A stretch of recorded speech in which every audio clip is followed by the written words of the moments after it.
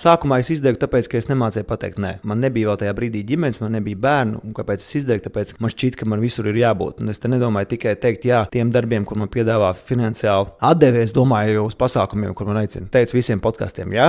Nu, tajā laikā tās bija varbūt sarunas vai intervijas. Visiem žurnāliem jā. Visur man aicināja uz pasākumiem jā. Ok, es biju svaiga bumbiņā uz biljarda galda. To es sajūtu, un es visur gāju, un tad pamazām es arī sevi izdedzināju. Šajā otrajā izdegšanā, kas man bija no pagājušā gada novembra līdz martam, es izdegu, jo man bija papildus pienākumi pēc darba. Kādreiz es atnāku pēc darba, es atpūtos, izgulējos, tagad es atnāku pēc darba, man nākamais darbs ģimenes darbs. Man ir bērni, man ir pulciņi, man ir sieva, man ir savas kaut kādas lietas, un tā no darba uz darbu, no cēluma uz cēlumu, šķietot, ka vajag tak nopelnīt iespējami visus dinārus, visu valūtu, kas vispār eksistē, es sevi tā izdedzinu, ka nonāku destrukcijā un bedrē, un tad jārāpjas ārā. Es uzskatu, ka labākais, ko var darīt, ir ievērot balansu dzīvē, ka ne tikai darbs ir dzīves viena no misijām, bet līdzsvars.